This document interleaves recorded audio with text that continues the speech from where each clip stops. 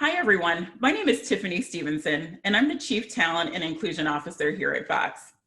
We're so excited to have this conversation today, particularly given all of the things that are happening around us. How can we be there to help support our teams? I think the one thing that we can all agree on is that this is not business as usual. If you take things like the volatility happening in our financial markets, it's creating a lot of concern and worry for people as it relates to their nest egg, as well as their overall job security.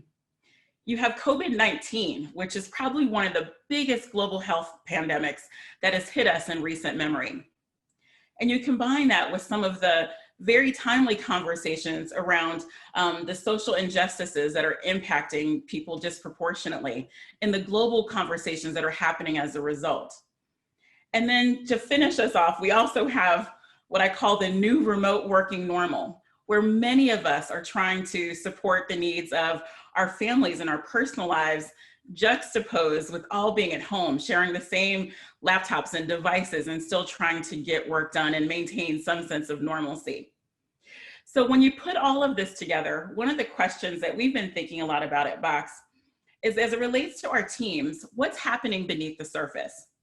They might be showing up for everything that we're asking them to. They might be coming to all of our meetings. They might be laughing at all the right moments and still even pushing through on their deliverables.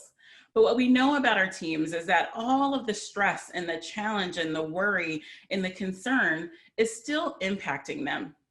Some of the stats and facts that also help to back this up. One is from the Kaiser Family Foundation poll. It shows that nearly half of Americans today are reporting that the coronavirus is impacting their overall health. And then if you bring that into a work context, the Society for Human Resource Management also mentions that 94% of employees are experiencing work-related stress. And then lastly, one of the major challenges that should get all of our attention, but the overall cost of employees who are dealing with a lot of the anxiety and the depression that's all built up from everything can cost us over $1 trillion in wasted productivity in an annual year globally.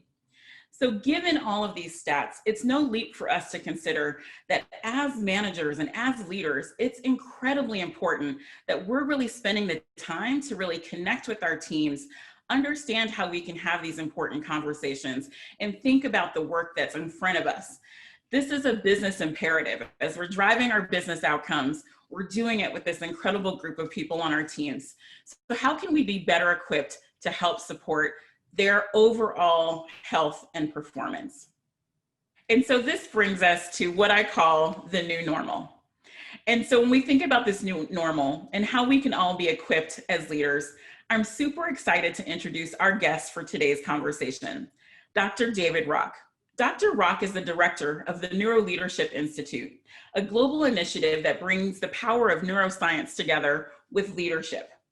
With operations in 24 countries, the Institute really helps all organizations really think about how they can develop better leaders and better managers. David is the author of a best-selling book that some of you I'm sure have read called Your Brain at Work, and also Quiet Leadership.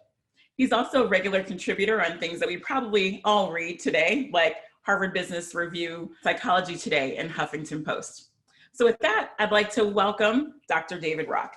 Well, thank you so much, Dr. Rock. We're so excited to have you here joining us today. So thanks for being part of our BoxWorks discussion. Thanks, Tiffany. Great to be here. Thanks for the invitation. Yeah. So this is a very interesting time right now, and I can't wait to dig in. But before I do that, I would love to hear a little bit more about your journey. So can you tell us a little bit about the Neuro Leadership Institute and your journey, and sort of what's your mission? Well, it's been a 22-year overnight success, as they say, a long journey.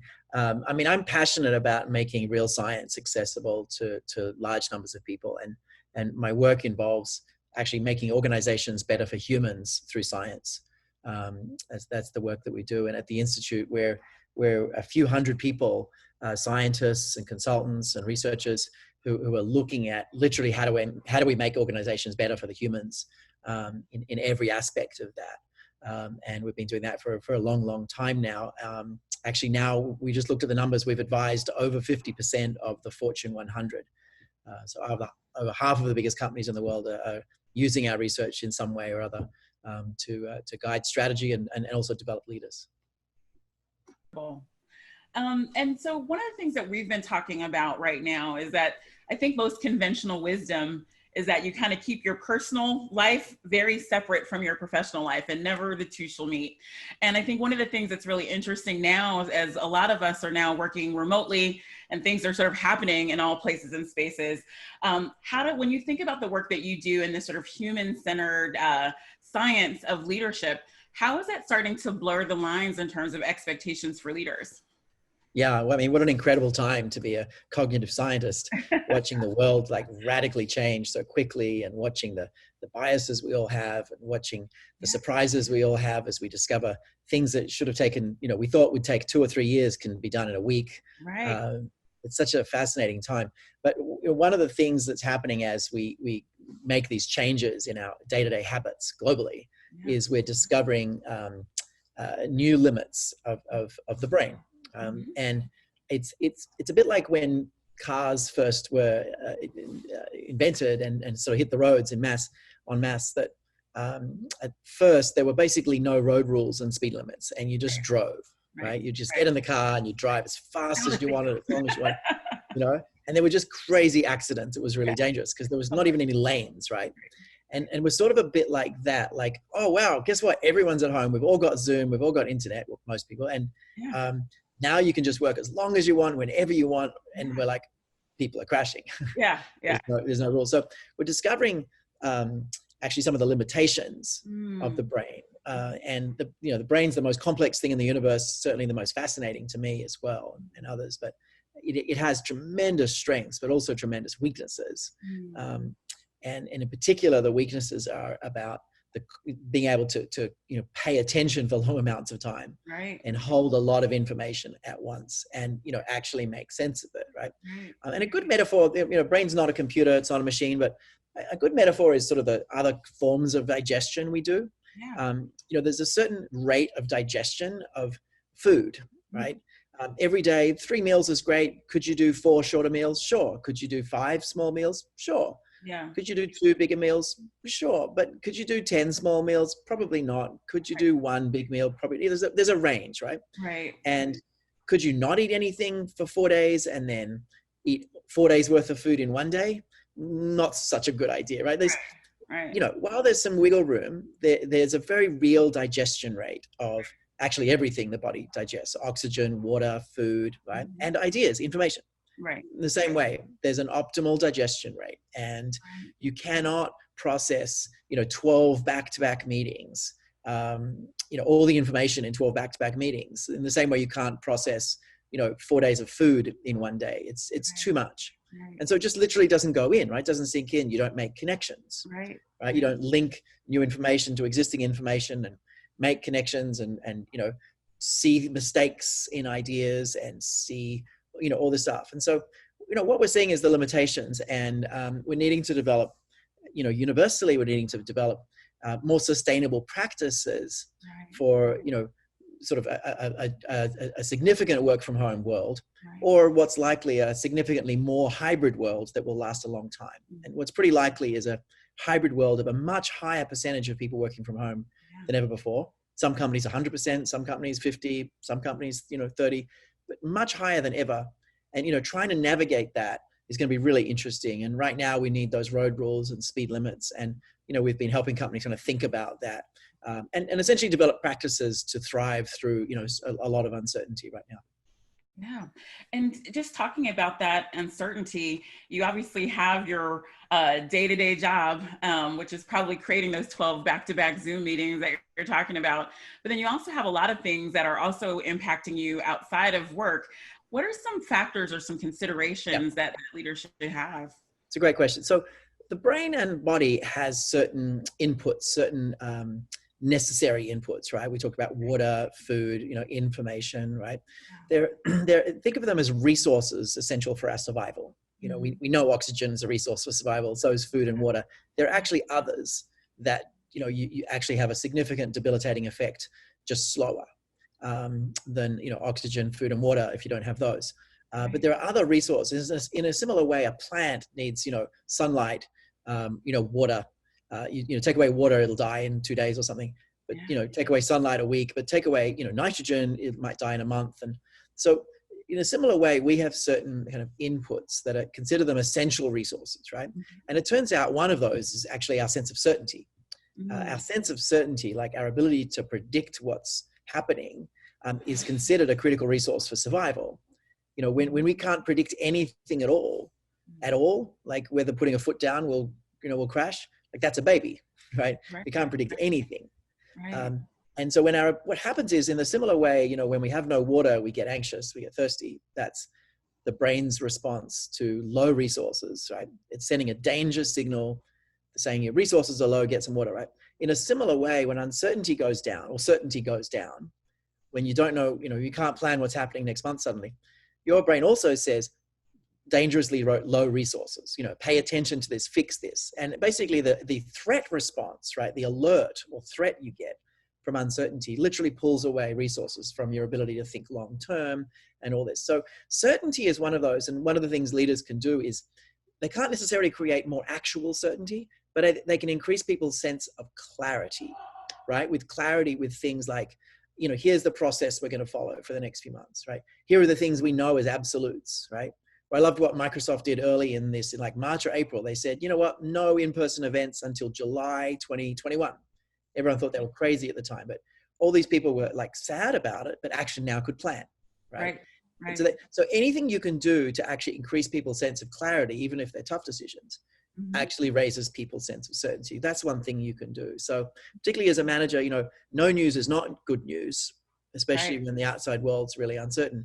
Like consistent communication with everything you can is really, really helpful. Another resource attacked in this crisis and, through the human rights crisis that's also happening is people's sense of autonomy or control.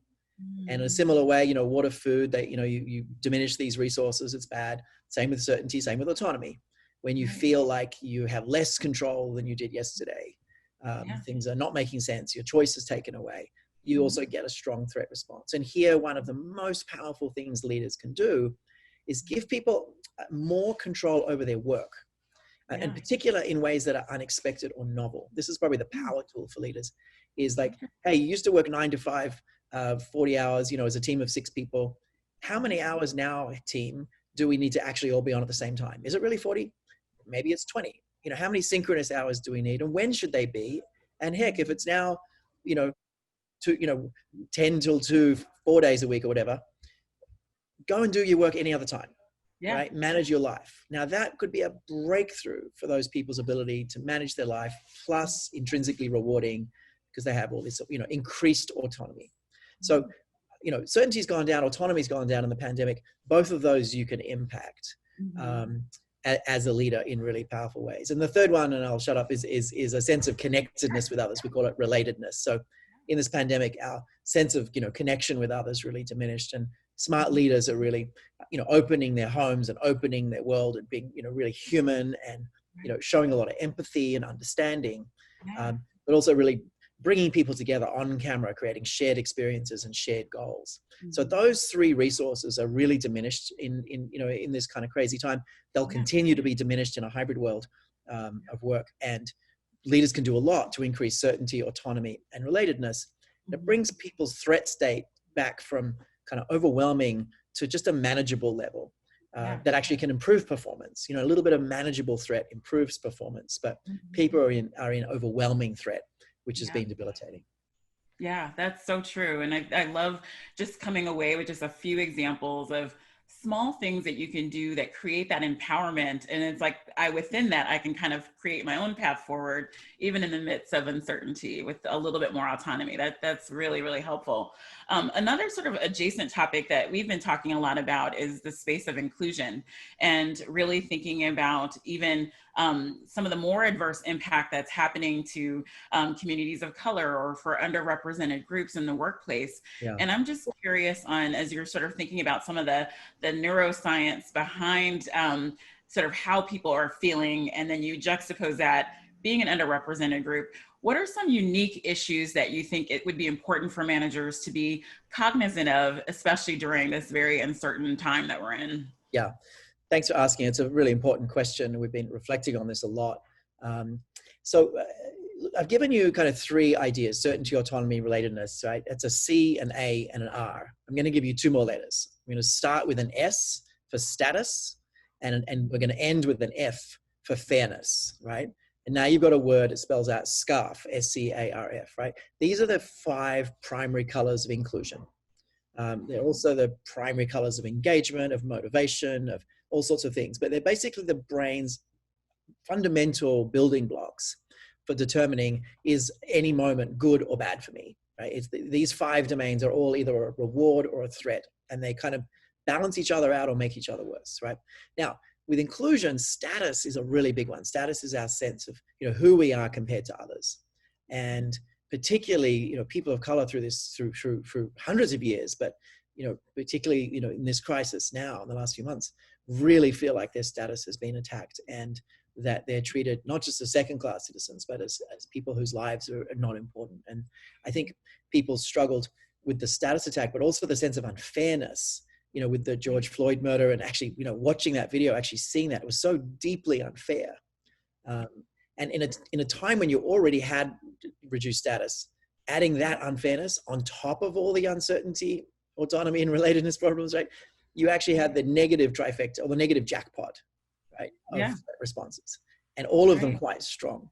And so now what you have is such a strong threat response that it, literally occurs as pain. And you're willing to do, just about anything to try to reduce that pain, even put your life at risk. Even if you're not a person of color and you're experiencing that pain, now you're suddenly out marching in a pandemic, right? That's how strong people felt about this. And a lot of that was the fairness response, which is a deeply human response. So, the first rule for leaders, and we wrote a big piece on this, you'll find it online. First rule for leaders right now is listen deeply, then unite widely, and then act boldly. But it starts with listen deeply. And we've been helping a number of firms facilitate these listening sessions and kind of designing and architecting these just right. And it's really important right now, not so much what you say, but how you listen. And not making the responsibility also of people of color to educate you, but to listen and do your own work. That's really, really critical right now. You'll see that if you just Google listen deeply, unite widely, act boldly, you'll see that was a big blog in Forbes that we wrote. So that's what there is to do right now.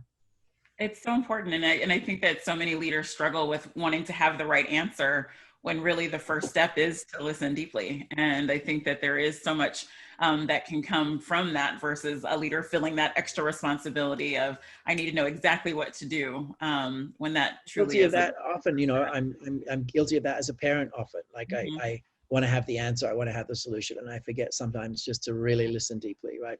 And when I remember, it's really helpful, but we all forget at times, and right now it feels like we have to have the answer as leaders, but actually we just need to really, really listen.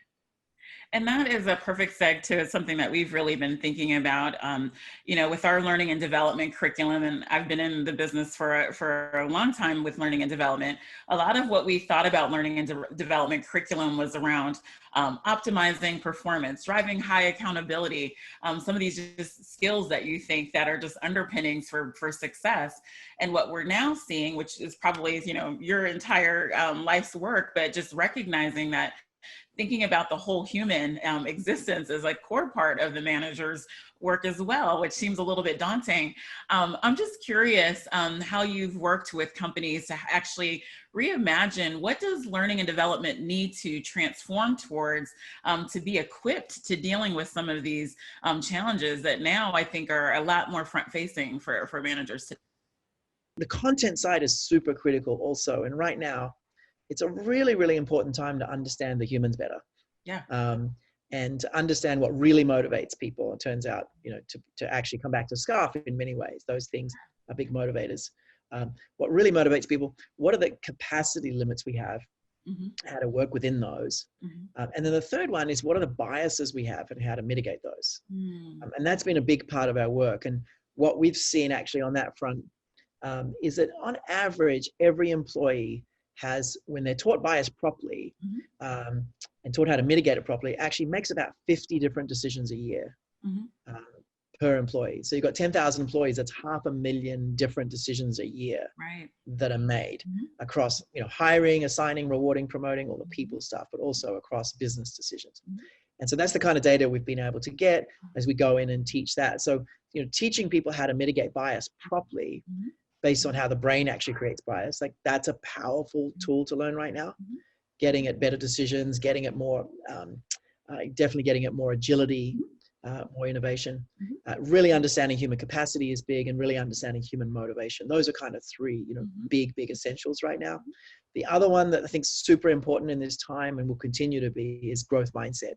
Is everyone really understanding what a growth mindset is and being able to nudge themselves toward a growth mindset, right? Catching themselves saying, I'm just not really a technology person, and saying, what, maybe I'm not a technology person yet, and making that shift to a growth mindset. So that's a big thing right now as well. So these are some of the things we're seeing organizations, really interested in. And I would just say now's the time to leverage the moment. Mm-hmm. There's an opportunity now with things being kind of unfrozen so much, and so much willingness to do different things, right? Exactly. Now's the time to radically overhaul your learning strategy, radically overhaul leadership development, radically overhaul your culture. Now's the time to really take these kind of big changes seriously. If you could go work from home in a week, imagine what else you could do. Imagine, right? Yeah. Right. So now's the time to leverage the moment, the next 6 months especially. Think about the really big things, the big difficult things you can do. And if there's one thing we learned this year, is the value of following the science. Yes. And the heart of our work is the cognitive science of the habits people need to build to generate a particular outcome. And then the right science-based way of building that. So that's our work. So now is definitely the time to do big things, leverage the moment, and follow the science. Building off of that last comment, I'm just curious, when we think about a leader's journey, where do we tend to see blind spots in their leadership approach?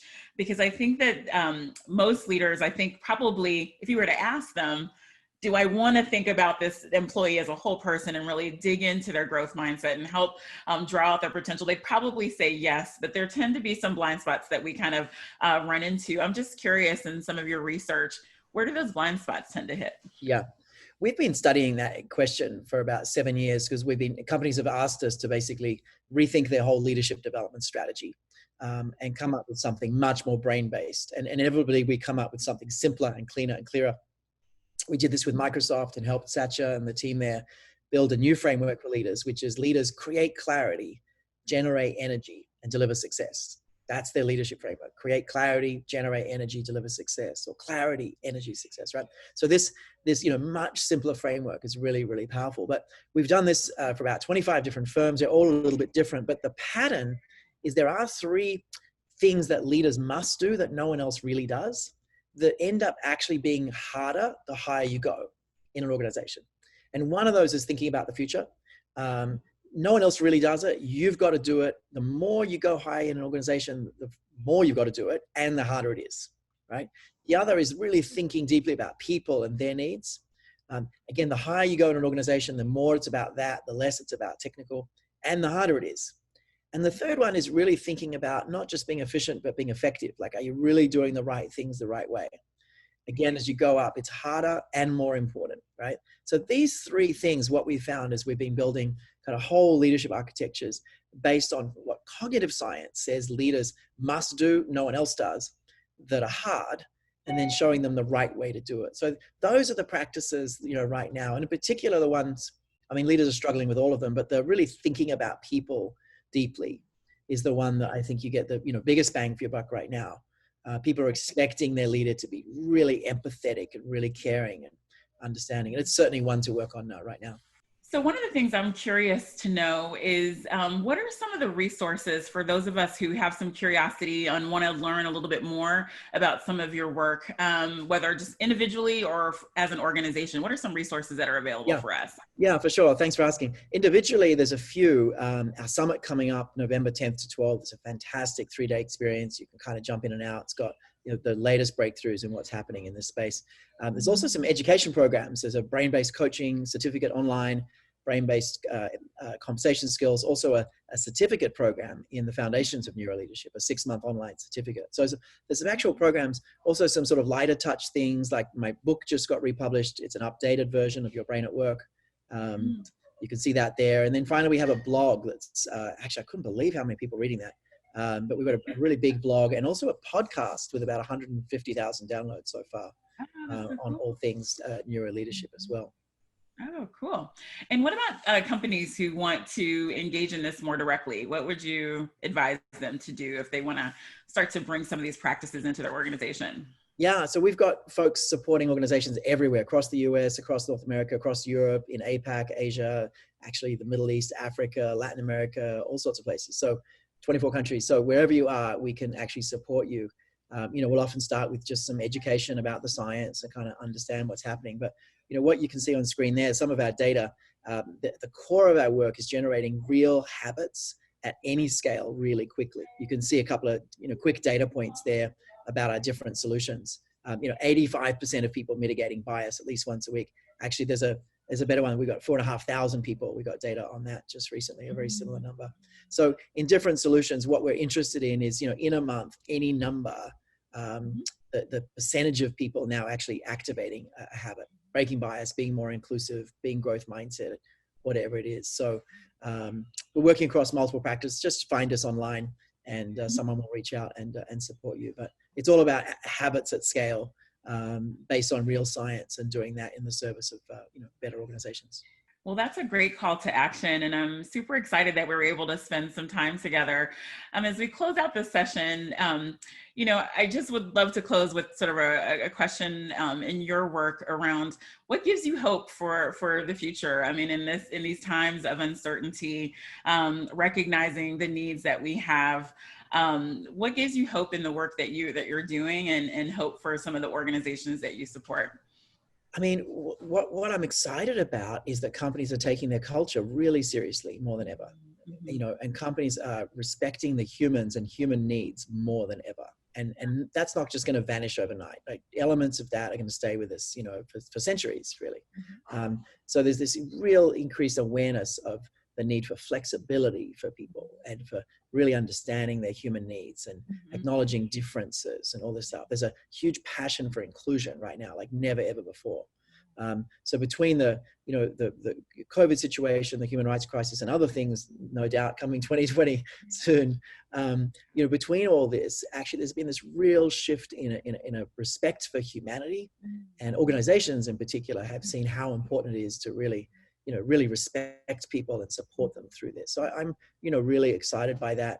I think the human rights crisis has been very difficult for a lot of people, but ultimately I'm hopeful it will actually deliver some real good, some long-term good. I think we've all got to have what's called the stocktail paradox, which is basically a belief that eventually things will turn out pretty well, but an acceptance that it's actually going to be really bad till then. And then doing what you can to make it just that little bit better. Control what you can control, right? And that's kind of the mindset we all need to have right now. Actually, eventually it's going to work out, not for everyone. Certainly there's going to be some tragedies, but for most people it's going to work out, and things will probably be better in a bunch of ways. We're all going to be able to work from home much more when we want to than we've ever imagined being possible, as one thing, right? Things are going to be better, but it's going to be pretty rough for a while yet. And accepting that, and then kind of getting to work to make it better. That's the mindset we all need now. And I'm excited by the humanity coming into the workplace. Our organization's mission is making businesses better for humans through science. So we've never been busier. But more importantly, I think there's some really exciting changes happening out there in terms of respect for people. I love it. And I love the call to action of finding the purpose and letting the purpose really guide your next 2 steps. While some of these things are sort of happening around us, we still are able to stand up and take that step forward. And by being human-centered, we're able to do that for our teams and with our teams. I really love that. Dr. Rock, it's been a real pleasure spending time with you, hearing about the great work that you've done, and how you've continued to bridge science and leadership together in a way that really benefits both the intersection of company success, but more importantly, us as humans, our own personal success. So thank you for your time. No, thanks for the opportunity to share all this. And neuroleadership.com, if you want to see more, neuroleadership.com is a great resource. Check out our summit coming up this year. I think there's a visual on that that's accessible to everyone. And there's some great, if you're interested in your own learning, there's some great education programs for you to like really dig into this work as an individual as well as for your organization. So thanks for the opportunity to share all this. Take care of yourselves, look after each other, and keep delivering what matters. Thanks, everyone. Wow, I hope you enjoyed that conversation as much as I did. What an important reminder of the important role that we play as leaders and how we as organizations can really help spark a different path for our leaders to make sure that as they're driving those business results, we're equally caring for our employees, recognizing that they are truly the secret sauce behind all of our success. We started this conversation recognizing that this is not business as usual, that it is so imperative for all of us to be thinking about how some of these outside factors are really impacting not just our business strategy, but the overall health and performance of our teams. Hopefully we're taking from this conversation a resolve to really make sure that we're asking the right questions around how we're developing our leaders and really putting practices into place that will enable our personal success for each and every one of our employees, as well as drive our important businesses forward. So with that, thank you for listening, wish you good health, and enjoy the rest of BoxWorks.